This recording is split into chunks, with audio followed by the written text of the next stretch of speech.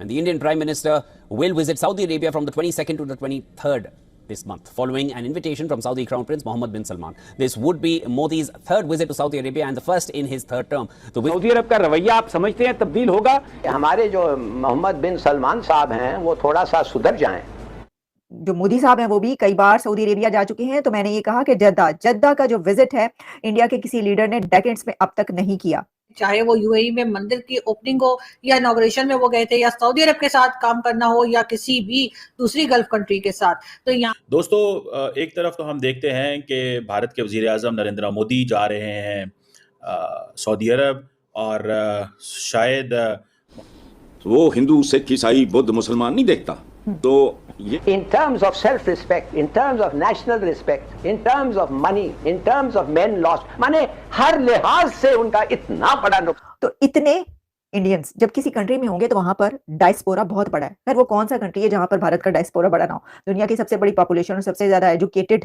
किसी से लोन ले लें या फिर जो लोन लिया है वो हमें वापस ना करना पड़े, लेकिन आई एम श्योर कि कहीं ना कहीं जाकर जो हमारे लोग जो गवर्नमेंट लाते ले जाते हैं, जो गवर्नमेंट्स आती हैं, वो भी मिलकर मोहम्मद बिन सलमान खुद उनका इस्तकबाल करने आए एयरपोर्ट पे। उसकी वजह यह है कि लास्ट टाइम जब MBS भारत आए थे तो नरेंद्र मोदी जो है उनको रिसीव करने एयरपोर्ट गए थे, तो पॉसिबिलिटी है। लेकिन हमारे लिए क्या मसला है? नो, घोड़े भी उसकी तारीफ करते हैं, हिंदू भी उसकी तारीफ करते हैं, सिख भी उसकी तारीफ करते हैं। वजह क्या है?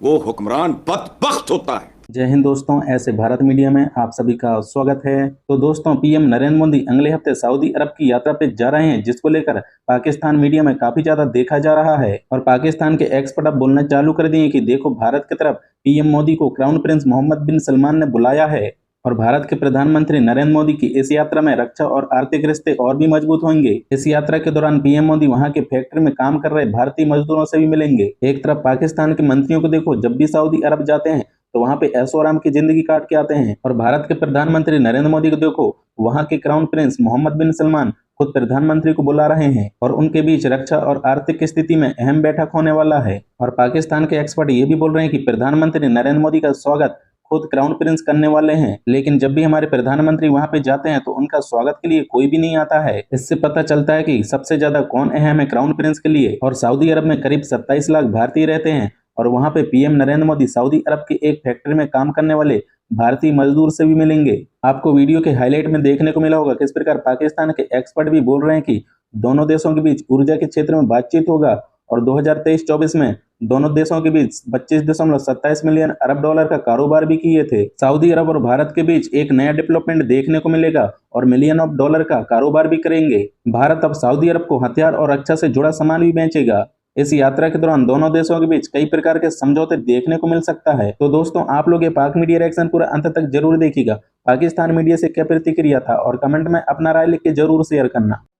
जो मोदी साहब हैं वो भी कई बार सऊदी अरेबिया जा चुके हैं, तो मैंने ये कहा कि जद्दा का जो विजिट है इंडिया के किसी लीडर ने डेकेड्स में अब तक नहीं किया।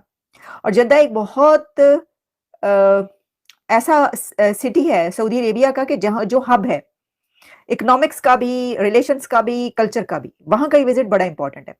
तो देखिए, इससे पहले कहा जा रहा है कि जो इंदिरा गांधी जी हैं उन्होंने विजिट किया था जद्दा का, और उसके बाद अब इतने सालों के बाद, इतने डेकेड्स के बाद प्राइम मिनिस्टर नरेंद्र मोदी पहुंच रहे हैं सऊदी अरेबिया विजिट करने।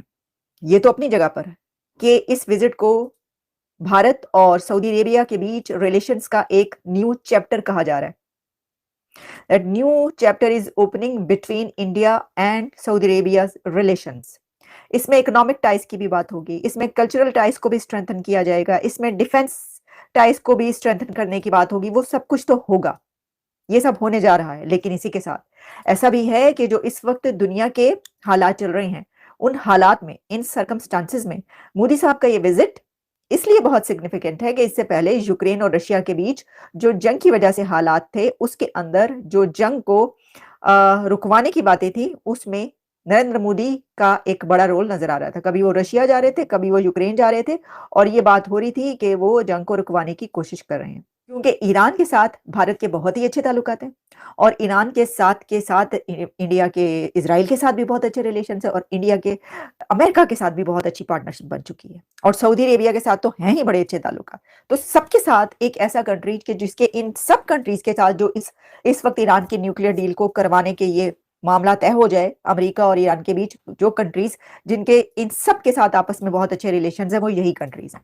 तो फिर ये कहा जा रहा है या इसको ऐसे देखा जा रहा है कि मोदी साहब जो वहां पे पहुंच रहे हैं वहां पे फिर और कोई बड़ी गेम या बड़ा जो प्लान हो रहा है इस वक्त उसके अंदर भी उनका हिस्सा होगा कोई ना कोई, जिसके ऊपर वो बातचीत करेंगे या जो भी अंदर खाने जो कुछ सऊदी अरेबिया और इंडिया की जो टाइज हैं, अगर आप कल्चरल टाइज की बात करें बहुत गहरी स्ट्रेंथन करने की बात होगी, और फिर इसके अंदर आप डिफेंस टाइज की बात जो भी करें, लेकिन ये भी याद रखें कि आई थिंक 2.7 मिलियन इंडियंस हैं सऊदी अरेबिया में और 2 मिलियन से ज्यादा ही होंगे।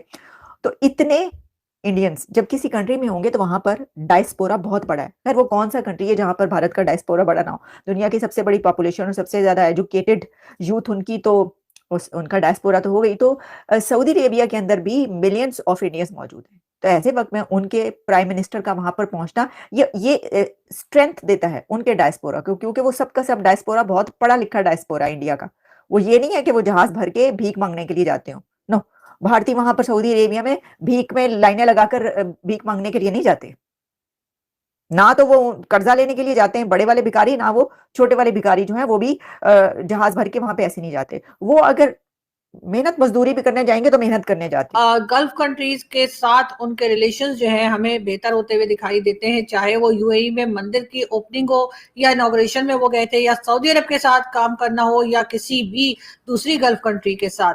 तो यहाँ पर भी यकीनन एक बड़ा कह लीजिए कि एग्रीमेंट, काफी बड़े प्रोजेक्ट्स और एग्रीमेंट जो है वो होते हुए दिखाई दे रहे हैं। नेक्स्ट वीक बताया जा रहा है कि प्राइम मिनिस्टर नरेंद्र मोदी जो है वो सऊदी अरब के विजिट पर होंगे, और वहां जाकर यकीनन अगर आपकी कंट्री की इकोनॉमी अच्छी चल रही हो या बेहतर चल रही हो, मैं ये नहीं कह रही कि बहुत ही शानदार हो गई हो, लेकिन अगर थोड़ी सी बेहतर हो तो यकीनन लोग आपको बहुत खुले दिल के साथ वेलकम करते हैं, और आपके पास भी कई ऐसी चीजें, कई ऐसे प्रोजेक्ट्स और कई ऐसे आइडियाज होते हैं जो आप दूसरी कंट्री के साथ शेयर कर सकते हैं और कह सकते हैं जी हम आपके साथ काम करना चाहते हैं। लेकिन पाकिस्तान अभी फिलहाल अनफॉर्चुनेटली उस हालत में नहीं है, या कह लीजिए कि हमारी इकोनॉमी उस जगह नहीं है कि हम किसी को जाकर कुछ ऑफर कर सकें। हम ज्यादातर इसी उसमें रहते हैं कि हम किसी से लोन ले लें या फिर जो लोन लिया है वो हमें वापस ना करना पड़े। लेकिन आई एम श्योर कि कहीं ना कहीं जाकर जो हमारे लोग जो गवर्नमेंट लाते ले जाते हैं, जो गवर्नमेंट्स आती हैं, वो भी मिलकर शायद हमारे जैसे लोगों की आवाज कभी उनके कान में पड़ जाए। तो पढ़ने लगी है तभी तो आपको पता है ना कि हमें भी पढ़ने लगी है। तो लेकिन बात सारी है कि हम लोग जो बात कर रहे हैं शायद इन लोगों तक इनको वो बात की समझ आए कि हम पाकिस्तान की बेहतरी के लिए बात करते हैं, पाकिस्तान के पासपोर्ट की इज्जत हो जाए, ये हम भी चाहते हैं। लेकिन यहाँ पर ऐसा होता हुआ दिखाई नहीं दे रहा, और फिलहाल दिखाई नहीं दे रहा। हो सकता है आगे जाके कोई ऐसी पॉलिसी बना सके जिसमें कि बेहतरी आ जाए। वरना आपने तो ये भी देखा कि जब हमने बताया था कि टॉप 25 कंट्रीज जिसमें कि आप कह लीजिए कि तालीम का जो स्टैंडर्ड है वो बहुत लो है, उसमें पाकिस्तान का नाम जो था 17 नंबर पे हम लोग थे, और कहा यही जा रहा था कि वाहिद न्यूक्लियर पावर है जो उस लिस्ट के अंदर थी। लेकिन बहरहाल हमें क्योंकि किसी चीज से कोई शर्म वरम आती नहीं है, हम लोग कुछ एम्बेरस फील नहीं करते, तो इसलिए हमें वहां पर भी कुछ खास कोई परेशानी नहीं हुई। और उस सर्वे को, उस लिस्ट को, उन कंट्री की जो नाम थे उनको हमने ऐसे ही जाने दिया, और हमारे टीवी चैनल्स पे या हमारे मीडिया में आपको कहीं कोई वो बात करता हुआ दिखाई नहीं दे।